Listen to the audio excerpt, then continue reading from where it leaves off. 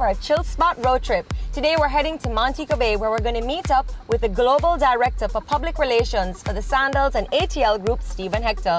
So let's get on the way. Woo!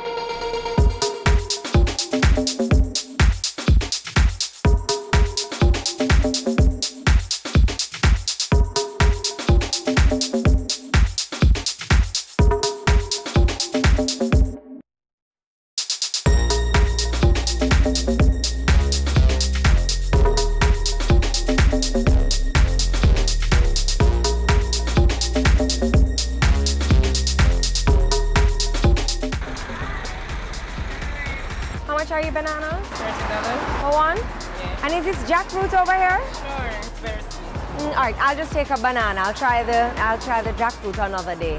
One banana. No problem. Thank you. Thank you for my banana. Hope you can hold me. Okay, thank you.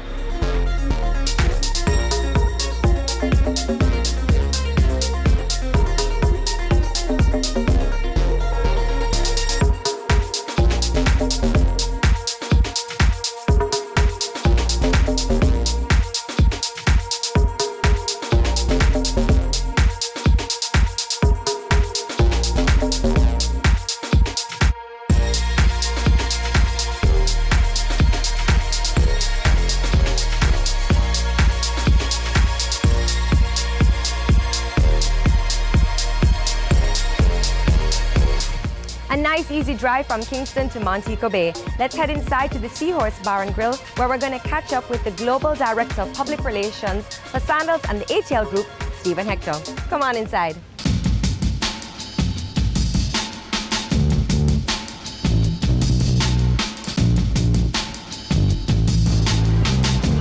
Hi, Stephen. Hi, how are you? I'm good. Good to see you, Jody. Nice to meet you. Sit down. All right, tell us, why is the Seahorse Bar and Grill your favorite chill spot? Well, I mean, as you know, Montego Bay is not blessed with millions of options the same way, you know, a city like Kingston, even Kingston would be. But I think when you have a busy week and you have a hectic job, which I do, it's nice to come somewhere where it's just easy. You know, you come somewhere like this, there's a very nice family atmosphere. There's always a couple of people in here you know. The barman's, he's always there mixing the drinks. The menu's good. You know what's on it. You know, there's something quite nice and reassuring about that. Of course, yes, exactly. And you know, when you want to go out and do something different, then you can do that. But once in a while, it's quite nice to come, expecting any surprises. And I think this place is perfect for that. Now, I heard you mention the menu and food. I'm a big foodie. So tell me, how many restaurants are here, and what do they offer? They've essentially got loads of different little atmospheres, really. I mean, you can sit at the bar, you can go and sit inside over here, the big long sort of family style tables. You can go and sit outside, which is really nice. I would choose to either sit at the bar or I would go and sit outside, but in amongst the boats sort of thing. They've got a huge menu, it's got everything on it. I mean, sometimes people, complain about big menus, but they just always got something that's good. They do a great jerk conch. I think they do a good lot of catering, and they do really great events here. I mean, I've been to a wedding here before. It's just a really Overall, great. Just great food, cooked, served simply. It always comes out really quick, which is, you sometimes take that for granted, but that's a real plus point. If you want something quick, something more elaborate, then they do it all.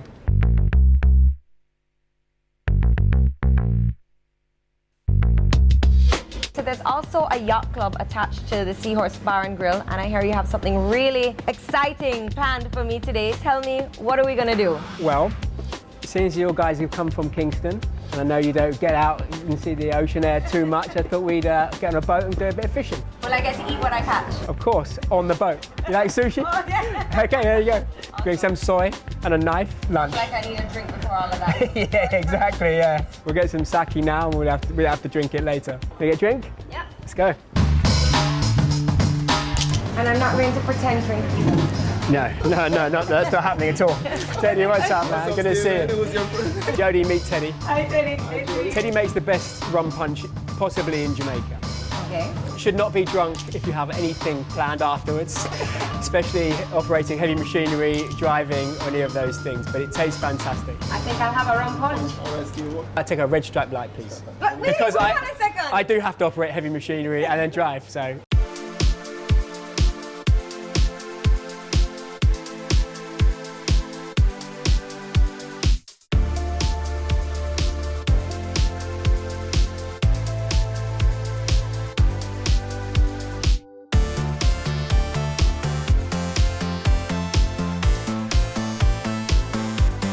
Cheers. Cheers. Welcome to Mo Bay.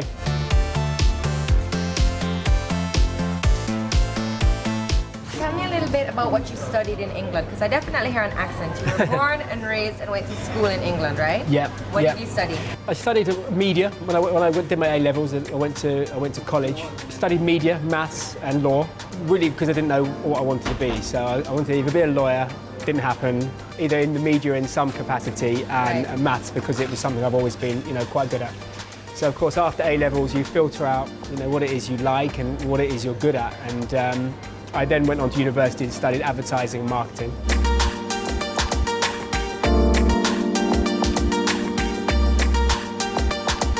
I'm from northwest London originally, but moved to South London to go to university, and studied advertising and marketing 4 years. And how did you end up in Jamaica? I'd say it's a long story, but it's really not. Having left university, I was working at an ad agency, and then from there I went to PR agencies. So I was working, some really good PR agencies in London. Great clients, Coke and eBay and lots of exciting stuff. But then, you get into the sort of routine and you're just craving something different.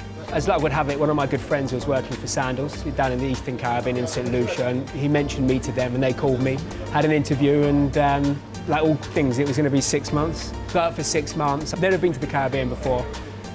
Come out for 6 months and then go back, resume, normal service. And How many years has it been? 7.5. Oh wow, Yeah, okay. so it's a fantastic job. I mean, things started relatively slowly. I came out to the Bahamas for a project. I went to the Turks and Caicos. Right. Sandals is a company where you immerse yourself in it. You immerse yourself in it. It's the size of Sandals. It's still a family operated and run company from Jamaica. So it still has that family feel, and everyone's doing it. You feel part of something big. And when you work for big companies like I was in London, you always feel part of a cog in a machine. Whereas a company like Sandals, the beauty of it is that you feel part of something. Right. I've never once thought about leaving in 7.5 years.